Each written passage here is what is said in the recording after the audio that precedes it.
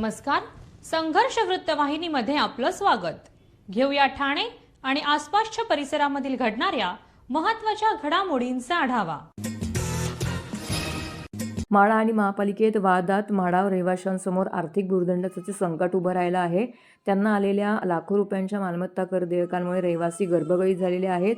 याबाबत आमदार संजय केळकर यांनी यशस्वी मध्यस्थी केल्याने त्यांना दिलासा मिळाला आहे। भाजपच्या कोपट येथील जनसेवकाच्या जनसंवाद या कार्यक्रमामध्ये त्यांनी माध्यमांना माहिती देताना सांगितले की म्हाडा आणि महापालिका यांच्यामध्ये वादामुळे म्हाडा रहिवाशांना लाखोंची मालमत्ता कर देयके आली आहेत। त्यामुळे रहिवाशांसमोर आर्थिक संकट उभं राहिलं आहे।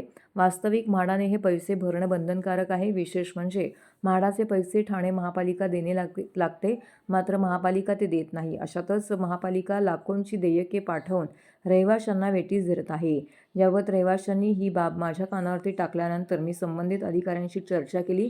यावेळी रहिवाशांना यापुढील देयक पाठवणार नसल्याचंही अधिकाऱ्यांनी कबूल केले आहे। दरम्यान महापालिकेतील अभियंता विभागातील कंत्राटी कामगार 10-10 तास काम करूनही त्यांना किमान वेतन देखील मिळत नाही। याबाबत संबंधित कंत्राटदाराला नोटीस बजावण्याची सूचना अधिकाऱ्यांना केली होती, मात्र अद्याप कंत्राटदाराने हा विषय गांभीर्याने घेतला नसून या तक्रारदारींकडे कानाडोळा केला आहे। महापालिकेत कंत्राटदाराज सुरू असून त्यांना कुणाचीही भीती राहिलेली नाही। त्यांच्यावर तातडीने कारवाई करून त्यांना हटवण्यात यावे, याबाबत आग्रही राहणार असून लवकरच महापालिका अधिकारी, कंत्राटदार आणि कामगार यांची संयुक्त बैठक घेणार असल्याचं केळकर यांनी म्हटलं। आज 83वा जनसंवादाचा आमचा दिवस होता आणि याच्यामध्ये विविध भागामधली विषय घेऊन लोक आले होते। प्राधान्याने सांगायचं म्हणजे महापालिकेमध्ये जो इंजिनिअरिंग विभाग आहे तर कामगार 10-10 तास काम करतात आणि त्यांना साधं किमान वेतन देखील देऊ शकत नाही अशी परिस्थिती आहे।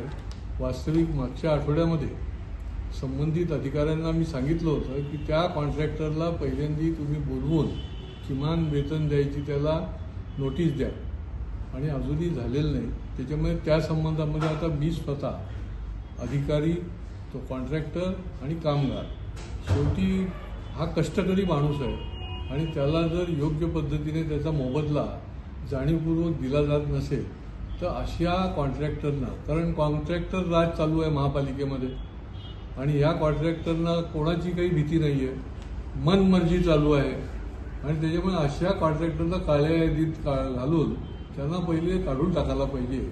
अशा प्रकारची या पुढच्या काळामध्ये भूमिका घ्यायला लागेल। म्हाडा आणि महापालिका यांच्या आपापसातल्यामुळे तिथे म्हाडाच्या इमारतीमध्ये राहणारे जे लोक आहेत त्यांना लाखो रुपयाची प्रॉपर्टी टॅक्सची बिलं आलेली आहे। म्हाडाचे पैसे जे आहेत ते महापालिका देणं लागतं आणि महापालिका ते पैसे देत नाही आणि महापालिका प्रॉपर्टी टॅक्स भरण्याकरता तिथल्या निवासी जिथं रहिवाशांना ओलीस ठेवतं, त्यांना वेठीस धरतं की त्यांनी भरायला पाहिजे। वास्तविक ते म्हाडाने भरणं बंधनकारक आहे। तर त्या संबंधामध्ये देखील संबंधितांशी माझा चर्चा झाली आणि त्यांनी ते मान्य केलं आणि रहिवाशांना कुठल्याही प्रकारे या संबंधामध्ये त्रास दिला जाणार नाही। श्री मलंगगडावरील काही बांधकामाबाबत न्यायालयात प्रलंबित असलेल्या प्रकरणामध्ये लवकरच अपेक्षित असलेला निर्णय येईल असा विश्वास उपमुख्यमंत्री एकनाथ शिंदे यांनी व्यक्त केला आहे। माघी पौर्णिमेच्या दिवशी मलंगनाथ गडावरती पुन्हा एकदा भक्ती, आस्था आणि उत्सवाच्या संगमाने उजळून निघाला आहे। या भव्य उत्सव यात्रेबाबत माहिती देताना हिंदू हृदय सम्राट बाळासाहेब ठाकरे यांच्या आदेशानुसार आणि गुरुवर्य धर्मवीर आनंदीगे साहेबांच्या संकल्पनेतून सुरू झालेली ही मंगल यात्रा गेली अनेक वर्षापासून अखंडपणे सुरू असून यापुढेही याच उत्सवात सुरू राहील असं त्यांनी सांगितलं आहे। उपमुख्यमंत्री एकनाथ शिंदे यांनी मलंगगडावरील श्री मच्छिंद्रनाथ बाबांच्या समाधीचं दर्शन घेतलं, पूजा केली, त्यानंतर पत्रकारांशी संवाद देखील साधला।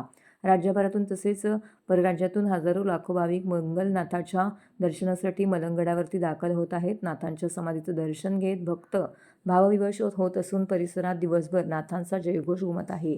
यात्रेनिमित्त संपूर्ण परिसर भक्तिमय वातावरणामध्ये न्हाऊन निघाला आहे। यावर्षी या यात्रेला विशेष स्वरूप प्राप्त झाले असून भाविकांसाठी रोपवे सेवा सुरू करण्यात आली आहे। त्यामुळे वयोवृद्ध, महिला आणि चालण्यास अडचण असलेल्या भाविकांनाही सहजपणे मंगलनाथाचं दर्शन घेता येत आहे। पूर्वी दर्शनापासूनच वंचित राहणाऱ्या अनेक भक्तांसाठी ही सेवा मोठा दिलासा ठरत असल्याचं उपमुख्यमंत्री शिंदे यांनी नमूद केलं। हिंदू हृदय सम्राट बाळासाहेब ठाकरे यांच्या आदेशाने गुरुवर्य धर्मवीर आनंददिगे साहेबांनी ही मलंगड यात्रा सुरू केली आणि ती अखंडितपणे आजही सुरू आहे आणि म्हणून हजारो लाखो भाविक भक्त राज्यभरातून या ठिकाणी दर्शनाला येत असतात आणि या मनोभावे नाथांचं दर्शन घेत असतात, नाथांच्या समाधीचं दर्शन घेत असतात आणि या ठिकाणी ही मलंग यात्रा अनेक दिवस या ठिकाणी सुरू असते. राज्यातून परराज्यातून देखील हजारो लाखो भाविक या मलंगनाथाच्या उत्सवामध्ये यात्रेमध्ये सहभागी होतात. मी त्यांचं स्वागत करतो. यावेळेस मलंग भक्तांसाठी फेनिक्युलरची सेवा सुरू झालेली आहे. त्यामुळे यावर्षी ज्या लोकांना वयोवृद्ध आहेत, महिला आहेत, ज्यांना इच्छा असून देखील मलंगनाथाचं नवनाथांचं दर्शन घेता येत नाही, वंचित राहतात, त्यांना फेनिक्युलरमुळे ही सेवा प्राप्त झालेली आहे. ठाणे महापालिका निवडणुकीत शिंदेंच्या शिवसेनेने ठाणे महानगरपालिकेवरती आपली सत्ता कायम राखत ठाणे महापौरपदी शिंदेंच्या शिवसेनेकडून तब्बल 3 वर्षांनंतर प्रभाग क्रमांक 20च्या नगरसेविका शर्मिला रोहित पिंपोळकर गायकवाड विराजमान झाल्या आहेत. तसेच सत्तेत मित्रपक्ष असलेल्या भाजपाचे प्रभाग क्रमांक 11चे नगरसेवक कृष्णा दादू पाटील हे उपमहापौरपदी आज विराजमान झाले आहेत. डॉक्टर बाबासाहेब आंबेडकर सभागृहात पीठासीन अधिकारी ठाण्याचे जिल्हाधिकारी डॉक्टर कृष्णनाथ पांचाळ आणि निवडणूक अधिकारी व ठाणे मनपा आयुक्त सौरभ राव, सचिव मनीष जोशी यांच्या उपस्थितीमध्ये निवड प्रक्रिया पार पडली. महापौरपदी शर्मिला रोहित पिंपोळकर गायकवाड तर उपमहापौरपदी कृष्णदादू पाटील या दोघांची बिनविरोध निवड झाली आहे. यावेळी तुळशीची रोपं देऊन त्यांचं स्वागत करण्यात आलेलं आहे. सभागृहामध्ये सर्व 131 नगरसेवक उपस्थित होते. तसंच परिवहन मंत्री प्रताप सरनाईक, आमदार संजय केळकर, आमदार निरंजन डावकरे, भाजप शहर जिल्हा अध्यक्ष संदीप लेले, शिवसेना ठाणे शहर प्रमुख हेमंत पवार, उपशहर प्रमुख प्रकाश कोटवाणी, शाखा प्रमुख रोहित पिंपोळकर गायकवाड यांच्यासह शिवसेना भाजप नेत्यांच्या उपस्थितीमध्ये महापौर उपमहापौर पदाचा पदभार स्वीकारला. यासाठी ठाणे महानगरपालिकेत छत्रपती शिवाजी महाराज प्रतिमेला पुष्पहार अर्पण करण्यात आलाय. महापौर पदासाठी ठाणे महानगरपालिकेमध्ये 4500 किलो वजनाची फुलं लावून जय्यत तयारी करण्यात आल्याचं पाहायला मिळालं. यावेळी सदर नियुक्तीनंतर नवनिर्वाचित महापौर उपमहापौर यांना शुभेच्छा देण्याकरिता सर्वांनी एकच गर्दी केली होती. वाजत गाजत विजयाची मिरवणूक देखील ही काढण्यात आली. मिरवणुकीमध्ये ढोल ताशे लेझिम सहभागी झाले होते. यावेळी कार्यकर्ते नाचत गाजत फुगड्या घालत जल्लोष साजरा केला. ह्या राज्याचे शिवसेनेचे मुख्य नेते आणि उपमुख्यमंत्री आदरणीय एकनाथ शिंदे साहेबांनी गेल्या अनेक वर्षापासून ठाणे जिल्ह्यावर शिवसेनेची पकड ढिली होऊ दिली नाही आणि धर्मवीर आनंद दिघे साहेबांनी जो पाया रचला होता तो भक्कम करत आज ठाणे महानगरपालिकेवर त्यांनी भगवा फडकवलेला आहे. शिवसेना भाजप युतीचे महापौर आणि उपमहापौर आज विराजमान होणार आहे आणि छत्रपती शिवरायांना अर्पण करून ते आता त्या ठिकाणी पीठासीन अधिकारी आल्यानंतर त्यांची अधिकृत घोषणा होणार आहे. परंतु संख्याबळ आणि त्याचबरोबर समोर कुणीही उमेदवार नसल्याकारणानं त्यांची जी नियुक्ती आहे ती अटळ आहे आणि त्यामुळे शिवसेनेचा बालेकिल्ला ठाणे जिल्हा हा धर्मवीर आनंद दिघे साहेबांनी जो अधोरेखित केलेला आहे ते कायम ठेवण्याचं काम एकनाथ शिंदे साहेबांनी केलेलं आहे. ठाणे महानगरपालिकेचे मालमत्ता कर म्हणजेच प्रॉपर्टी टॅक्स भरण्याचे आवाहन. सन 2022-23 या आर्थिक वर्षाचे मालमत्ता कराचे म्हणजेच प्रॉपर्टी टॅक्सचे बिल ठाणेकर करदात्यांना महापालिकेमार्फत आर्थिक वर्षाच्या सुरुवातीस म्हणजेच माहे एप्रिल 2022 मध्ये देण्यात आलेले आहे. तथापि अद्यापही काही करदात्यांनी मालमत्ता कर महापालिकेकडे जमा केलेला नाही. सध्या आर्थिक वर्षाचा अंतिम टप्पा सुरू झाला आहे. मालमत्ता कर वसुलीसाठी महापालिकेतर्फे कडक कारवाई हाती घेण्यात आली आहे. या अंतर्गत जंगम मालमत्ता, टीव्ही, फ्रीज, वाहन व इतर जप्त करणे तसेच स्थावर मालमत्ता वॉरंट बजावून जप्त करण्यात येत असून मालमत्तेचा जाहीर विक्रीद्वारे लिलाव करून कराची रक्कम वसूल करण्यात येत आहे. मालमत्तेस पाणी पुरवठा करण्यात येणारे नळ संयोजन खंडित करण्यात येत आहेत. त्याचप्रमाणे थकीत मालमत्ता करावर 2% व्याज आकारले जात असल्याने भरावयाची रक्कम वाढत आहे. आपला मालमत्ता कर propertytax.thanecity.gov.in या लिंकद्वारे तसंच गुगल पे, फोन पे, पेटीएम याद्वारे ऑनलाईन पद्धतीने करण्याची सुविधा उपलब्ध करून दिली आहे. शनिवार, रविवार व सार्वजनिक सुट्टीच्या दिवशी नागरिकांना मालमत्ता कर भरणे सोयीचे व्हावे याकरता महापालिकेचे मालमत्ता कर संलग्न कार्यालय या दिवशी कार्यान्वित ठेवण्यात आलेले आहे. तरी मालमत्ता कर वसुलीची अप्रिय कारवाई टाळण्याच्या दृष्टिकोनातून मालमत्ता कर भरून महापालिकेस सहकार्य करावे. धन्यवाद. आज भारताच्या प्रगतीचा आलेख हा 7.5% इतका आहे. देशाला पंतप्रधान नरेंद्र मोदी जे नेतृत्व लाभले ते गुंतवणूकदारांना आश्वासक असे आहेत. मोदींच्या नेतृत्वात आपली अर्थव्यवस्था जोमाने पुढे जात आहे. याकरिता आर्थिक शिस्त महत्त्वाची असते. मागील वर्षापेक्षा यंदा वित्तीय तूट कमी झाली आहे, अशी माहिती भाजपाचे मुख्य सहप्रवक्ते विश्वास पाठक यांनी सोमवारी दिली आहे. सर्वसामान्य नागरिकांना उपयुक्त असा हा अर्थसंकल्प तयार करण्यात आला आहे. केंद्रीय अर्थसंकल्प 2026-27 वरती माहिती देण्यासाठी भाजपाच्या ठाण्यातील वर्तकनगर येथील पक्ष कार्यालयामध्ये त्यांनी पत्रकार परिषदेचं आयोजन केलं होतं. यावेळी शहराध्यक्ष संदीप लेले, ठाणे महानगरपालिकेतील भाजपाचे गटनेते मुकेश मुकाशी, नगरसेविका मृणाल पेंडसे, प्रवक्ते सागर बधे, डॉक्टर समीरा भारती, विक्रम भोईर इत्यादी उपस्थित होते. यावेळी बोलताना विश्वास पाठक यांनी सांगितलं की 2014 साली देशाचा अर्थसंकल्प हा 16 लाख कोटी इतका आहे. आता तो 56 लाख कोटी इथपर्यंत पोहोचला आहे. आज आपली अर्थव्यवस्था जगामध्ये 4 क्रमांकावरती पोहोचली आहे, पण लवकरच ती 3ऱ्या क्रमांकावरती येईल असा आशावाद पाठक यांनी यावेळी बोलताना व्यक्त केला आहे.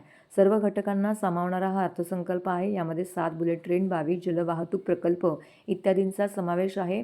प्रत्येक जिल्ह्यात मुलीसाठी स्वतंत्र वसतिगृह, ऊर्जा मध्ये सोलारला चालना हे अर्थसंकल्पाचं वैशिष्ट्य आहे. या अर्थसंकल्पामध्ये समाजातील शेवटच्या घटकांपर्यंत कसा फायदा पोहोचेल या दृष्टीने विविध बाबींचा यामध्ये समावेश करण्यात आलेला आहे. 9 वेळा अर्थसंकल्प सादर केलेल्या निर्मला सीताराम पहिल्या महिला अर्थमंत्री आहेत. त्यांनी जागतिक स्तरावरती वेगवेगळ्या प्रकारचं वातावरण असताना सादर केलेला हा अर्थसंकल्प आहे. आज भारताच्या प्रगतीचा आलेख हा 7.5% इतका असून देशाला पंतप्रधान नरेंद्र मोदींचं जे नेतृत्व लाभलं आहे ते गुंतवणूकदारांना आश्वासक असं आहे. मोदींच्या नेतृत्वामध्ये आपली अर्थव्यवस्था जोमाने पुढे जात आहे. याकरिता आर्थिक शिस्त महत्त्वाची आहे. मागील वर्षापेक्षा यंदा वित्तीय तूट कमी झाली आहे. सीतारामजींनी जे पेश केलेलं आहे ते एका महिलेसाठी खरोखरच अभिनंदनीय अशी बाब आहे. या बजेटमधून आपल्याला हेच दिसतं की 2014ला जेव्हा नरेंद्रजी मोदी प्रधानमंत्री म्हणून त्यांनी सत्ता स्थापन केली, त्यानंतर त्यांनी एक विचारांची दृष्टी देऊन 2047 पर्यंत विकसित भारत कसा निर्माण करता येईल या दृष्टीने चालू केलेला प्रवास, त्या प्रवासाला अनुसरूनच हे बजेट आहे. खरं तर आंतरराष्ट्रीय स्तरावर इतक्या घडामोडी आहेत. आंतरराष्ट्रीय स्तरावर जेव्हा GDPचा वृद्धी दर 3-3.5% आहे, त्या पार्श्वभूमीवर आपल्या इथला दर हा 7.2% आहे. त्याचं कारण असं आहे की आंतरराष्ट्रीय लेवलला हे जेवढे आपले इन्व्हेस्टर्स आहेत यांचा देशावर, देशाच्या नेतृत्वावर आणि त्या डेव्हलपमेंटल ॲक्टिव्हिटीजवर विश्वास आहे. मला असं वाटतं कालचं हे बजेट हे महिलांसाठी, शेतकऱ्यांसाठी, गरिबांसाठी, सर्वांसाठी असं उपयुक्त असे बजेट आहे.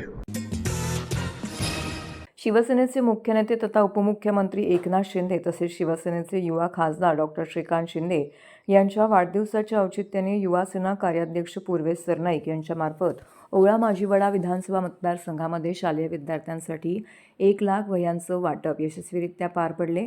31 जानेवारी आणि 1 फेब्रुवारी 2026 या दिवसामध्ये राबवण्यात आलेल्या उपक्रमांतर्गत मतदारसंघातील विविध शिवसेना शाखा परिसरातील गरजू होतकरू विद्यार्थी यांना वह्यांचं वाटप करण्यात आलं. शिक्षणासाठी आवश्यक साहित्य मिळाल्याने विद्यार्थ्यांच्या चेहऱ्यावरती समाधान आणि आनंद स्पष्टपणे दिसून आला. हिंदू हृदय सम्राट स्वर्गीय बाळासाहेब ठाकरे आणि धर्मवीर स्वर्गीय आनंद दिघे यांनी दिलेल्या समाजकारणाच्या शिकवणीचा वारसा पुढे नेत एकनाथ शिंदे आणि श्रीकांत शिंदे यांची जनसेवेची परंपरा युवा सेना जपत असून शालेय विद्यार्थ्यांसाठी 1 लाख वह्यांच्या वाटपातून या आदर्शाची प्रचिती पुन्हा एकदा आली आहे. यावेळी बोलताना युवा सेना कार्याध्यक्ष पूर्वेश सरनाईक म्हणाले की वरिष्ठ नेत्यांचे वाढदिवस हे केवळ थाटामाटात साजरे करण्याचे दिवस नसून समाजासाठी समाजोपयोगी कामं करण्याची एक महत्त्वाची संधी असते. म्हणून विद्यार्थ्यांना शैक्षणिक मदत करून त्यांच्या उज्ज्वल भविष्यामध्ये हातभार लावणे हेच खऱ्या अर्थाने वाढदिवस साजरा करण्याचं औचित्य आहे. जनतेकडून मिळणाऱ्या शुभेच्छा आणि आशीर्वाद हाच आमच्यासाठी सर्वात मोठा सन्मान आहे. तर हे होतं संघर्ष वृत्तवाहिनीचं आजचं बातमीपत्र. उद्या पुन्हा भेटू याच वेळी याच ठिकाणी ताज्या घडामोडींसह. तोपर्यंत नमस्कार.